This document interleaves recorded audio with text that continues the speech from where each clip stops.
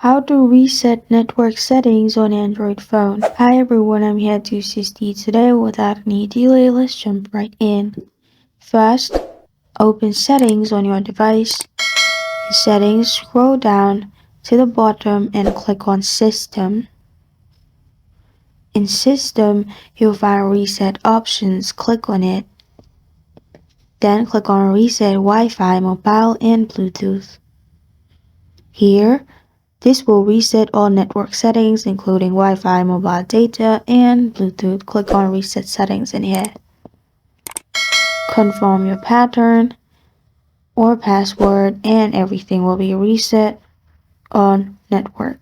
And this is how to reset network settings on Android phone. Thank you for joining me today. If this video helps you out, please leave a like and subscribe for more. Got a question or want to suggest a topic? Comment below. Thank you for watching.